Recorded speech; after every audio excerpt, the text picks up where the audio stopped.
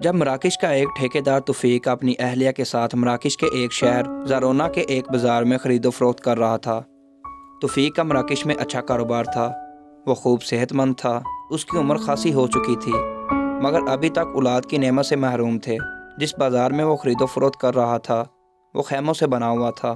شام ہو رہی تھی اور آہستہ آہستہ بازار گاہکوں سے خالی ہو رہا تھا۔ دکاندار سارے دن کے تھکے ہوئے اپنے سامان کو سمیٹ رہے تھے۔ اسی دوران توفیق نے دیکھا کہ ایک 5 سالہ خوبصورت بچی مختلف خیموں میں داخل ہو کر کسی کو تلاش کر رہی ہے۔ وہ باری باری ایک ایک خیمے میں داخل ہوتی، خیمے کا دروازہ اٹھاتی، اندر جھانک کر دیکھتی اور مایوس نظروں سے اگلے خیمے کی طرف چل دیتی۔ توفیق نے اپنی بیوی سے کہا، لگتا ہے یہ بچی کسی کو تلاش کر رہی ہے۔ میاں بیوی بچی کے پیچھے پیچھے چل پڑے۔ ایک کے بعد دوسرے اور دوسرے کے بعد تیسرے خیمے میں جھانکنے کے بعد جب بچی کو مایوسی ہوئی تو وہ رونے لگی۔ اس کی شکل سے نظر آ رہا تھا کہ اسے بھوک لگی ہے۔ توفیق اور اس کی بیوی آگے بڑھے۔ اس سے پوچھا، تم کسے تلاش کر رہی ہو؟ میں اپنی والدہ کو ڈھونڈ رہی ہوں، شاید وہ اسے جان بوجھ کر چھوڑ گئی تھی۔ اسی دوران سورج غروب ہو چکا تھا، مغرب ہو چکی تھی۔ توفیق نے بچی کو کھانا اور پانی دیا۔ اس کی بیوی نے اسے گلے لگایا۔ اسے اس بچی کی صورت میں اپنی بیٹی نظر آئی۔ بیٹی تمہارا نام کیا ہے؟ میرا نام رشیدہ ہے۔ وہ اس سے باتیں کرنے لگی۔ تھوڑی دیر میں بچی ان کے ساتھ مانوس ہو گئی۔ وہ ان سے باتیں کرنے لگی۔ توفیق اور اس کی بیوی مشورہ کرنے لگے کہ اس بچی کو کس کے حوالے کر کے جائیں۔ شام ہو چکی ہے، بازار کم و بیش خالی ہو چکا ہے۔ بچی سے پوچھا، ہمارے ساتھ چلو گی؟ وہ تو پہلے سے پناہ کی تلاش میں تھی، اسے بھلا کیا اعتراض ہو سکتا ہے؟ توفیق اور اس کی بیوی رشیدہ کو لے کر اپنے گھر آ گئے۔ توفیق کی بیوی نے رشیدہ کو اپنی بیٹی بنا لیا۔ اگلے دن وہ بازار گئی، اس کے لیے عمدہ کپڑے اور اسے ایک معیاری اسکول میں داخل کروا دیا۔ اب رشیدہ ان کے گھر کا فرد تھی۔ وہ غیر معمولی ذہن اور خوبصورت تھی۔ یوں بھی مراکش کے لوگ بڑے خوبصورت ہوتے ہیں۔ رشیدہ اب توفیق کو اپنا باپ اور اس کی بیوی کو اپنی ماں سمجھنے لگی۔ رشیدہ آہستہ آہستہ بڑی ہونے لگی۔ اب وہ 9ویں کلاس میں چلی گئی۔ اس نے خوب قد نکالا۔ توفیق کی بیوی اس سے شدید محبت کرتی، بیٹی کی طرح خیال رکھتی۔ رشیدہ بھی توفیق اور اس کی بیوی سے محبت کرتی، گھر کے چھوٹے چھوٹے کام کرتی۔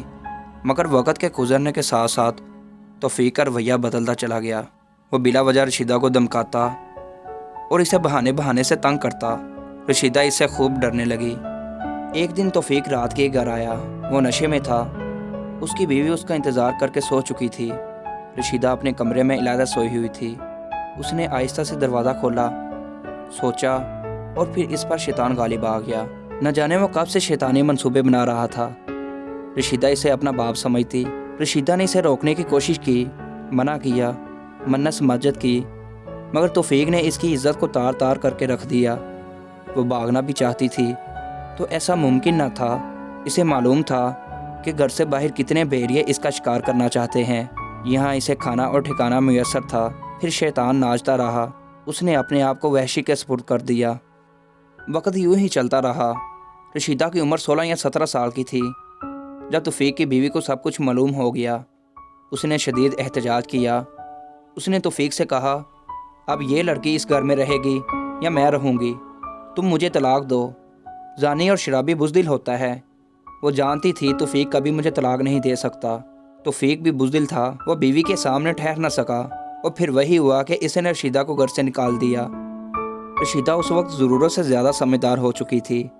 وہ گھر سے نکلی تو اس کا رخ بازار حسن کی طرف تھا۔ وہ خوبصورت اور جوان تھی۔ اس بازار میں اسے ہاتھوں ہاتھ لیا گیا۔ وقت گزرتا چلا گیا۔ وہ بے حیائی اور فحاشی میں آگے بڑھتی چلی گئی۔ اس کے گاہکوں میں بڑے بڑے امیر کبیر اور حکومتی عہدیدار شامل تھے۔ مراکش کی حکومت نے پولیس کا ایک خاص محکمہ بنایا ہوا ہے جس کا کام لوگوں کے اخلاقی اصلاح کرنا ہے۔ اس محکمے کے سربراہ بریگیڈیئر عبدالعزیز تھے۔ وہ ایسی بھٹکی ہوئی لڑکیوں کے پیچھے رہتے، ان کی اصلاح کرتے، ان کو سزا دلواتے اور جیل بھجواتے۔ رشیدہ جب اس بازار میں آئی تو اپنا نام تبدیل کر کے سلوا رکھ لیا۔ وہ اپنے جیسی لڑکیوں کی لیڈر بن گئی۔ عبدالعزیز نے اسے کتنی بار جیل بھجوایا۔ وہ جیل جاتی مگر چھوٹ جاتی اور پھر غلط کاموں میں پڑ جاتی۔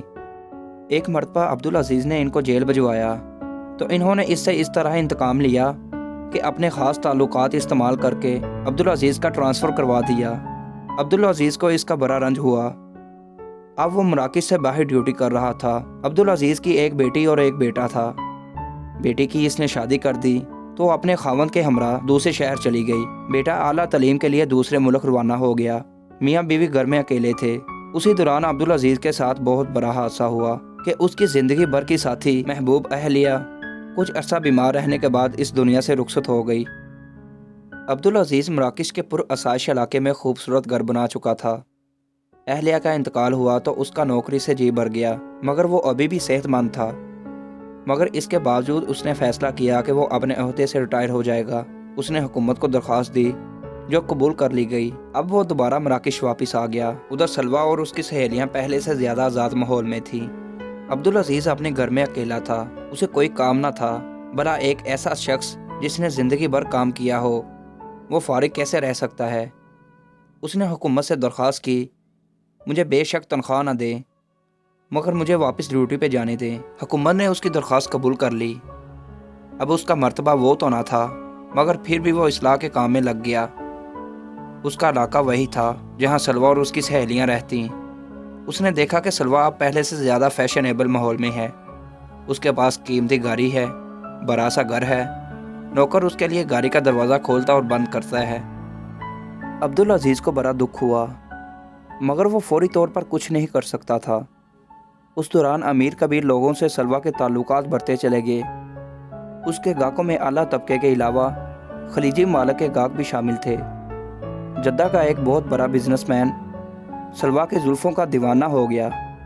یہ نہایت امیر شخص تھا۔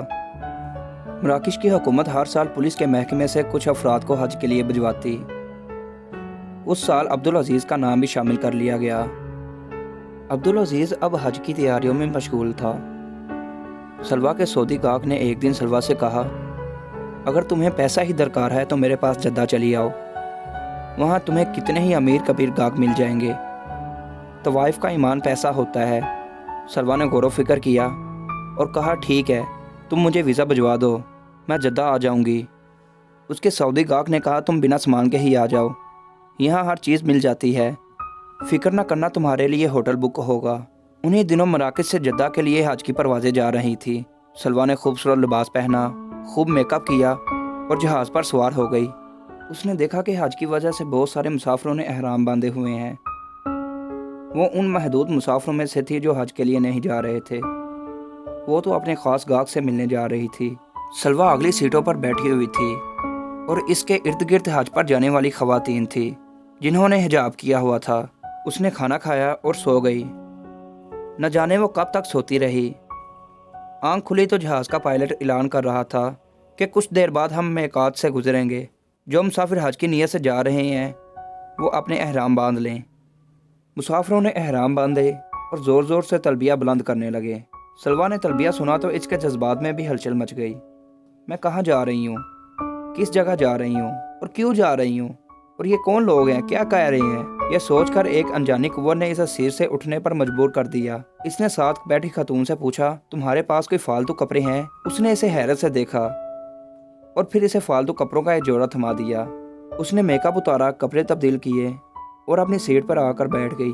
اب سلویٰ ایک نئے روپ میں تھی۔ جب جہاز کی لینڈنگ ہوئی تو اسے آواز آئی۔ سلویٰ سے گزارش ہے کہ وہ آگے آگے چلے۔ اس کے ساتھ VIP سلوک ہوا اور اسے خاص پروٹوکول دیا گیا کیونکہ اس کا گاہک کوئی بہت امیر کبیر شخص تھا جس نے یہ سب کچھ پہلے سے انتظام کر رکھا تھا۔ وہ ایئرپورٹ سے باہر نکلی تو ایک بہت قیمتی گاڑی اس کے استقبال میں موجود تھی۔ وہ گاڑی میں بیٹھی اور ہوٹل چلی گئی۔ اس کا کمرہ پہلے سے بک تھا۔ کمرے میں گئی تو وہ بیڈ پر لیٹ گئی۔ لمبے سفر کی وجہ سے اسے آرام کی ضرورت تھی اور فوراً سو گئی۔ اس نے خواب دیکھا کہ ایک شخص جس کے ہاتھ میں ایک آگ کا شعلہ ہے وہ اس کے جسم کے ایک ایک حصے کو جلا رہا ہے۔ سلویٰ ہڑبڑا کر اٹھی۔ اسے بہت ڈر لگ رہا تھا۔ اس نے آنکھیں بند کی اور اپنی سابقہ زندگی پر غور کیا۔ اسے اپنے آپ سے گھٹن ہونے لگی۔ اس نے ایک فیصلہ کیا۔ اس نے اپنا سامان پیک کیا، کمرے سے نیچے اتری۔ ہوٹل سے باہر آئی تو اسے ایک ٹیکسی نظر آئی۔ اس نے ڈرائیور سے کہا مجھے مکہ مکرمہ جانا ہے، مگر اس سے پہلے میقات چلو۔ میقات پر پہنچ کر اس نے غسل کیا، وضو کر کے احرام باندھا، حج کی نیت کی اور تلبیہ بلند کیا۔ اس کے بعد وہ ٹیکسی میں سوار ہوئی اور مکہ کی طرف روانہ ہو گئی۔ کعبہ شریف میں داخل ہو کر اس نے طواف کیا، 7 چکر لگائے، सच्चे दिल से तौबा की और 2 रकअत नफल पढ़े। उसे ऐसे महसूस होने लगा जैसे उसकी सारी रूहानी और जिस्मानी बीमारियां ख़त्म हो गईं। अचानक इसे ब्रिगेडियर अब्दुल अजीज़ नज़र आया। सलवा अपने आप को रोक ना सकी, उसके सामने खड़ी हो गई। कहने लगी, अब्दुल अजीज़, तुम यहाँ पर भी आ गए। अब्दुल अजीज़ ने निगाहें उठाई। उसके सामने सलवा खड़ी थी। कहने लगा, अरे तुम यहाँ कहाँ आ गई? सलवा कहने लगी, तुम्हें क्या मालूम कि मेरे रब ने मेरी तौबा कबूल कर ली है। इसने मुझे हदायत अता कर दी। वो अपने बंदों पर रहम करने वाला है। सलवा ने अब्दुल अजीज़ से कहा, मेरे पास मराकश में खासी दौलत है जो मैंने गलत कामों से कमाई है। मैं चाहती हूँ कि तुम इसे अच्छे कामों में लगा दो। क्या तुम मेरी मदद करोगे? अब्दुल अजीज़ ने कहा, हाँ, एक शर्त पर। सलवा बोली, वो क्या? अब्दुल अजीज़ ने कहा कि तुम हमेशा के लिए मेरे दामन से वाबस्ता हो जाओ। सलवा ने लम्हा भर सोचा और कहा, हाँ, मैं आपको अपना खावंद कबूल कर लेती हूँ। उन दोनों का निकाह हो गया और खुशी खुशी अपनी ज़िंदगी दोबारा शुरू कर ली। दोस्तों, जिसको अल्लाह तौबा की तौफीक अता फरमा देते हैं तो उसको कहाँ से कहाँ पहुँचा देते हैं। अल्लाह पाक हमें गुनाहों से बचाए और सीधी राह पर चलने की तौफीक अता फरमाए। आमीन। मज़ीद वीडियोज़ के लिए हमारे चैनल को सब्सक्राइब कर दें। शुक्रिया।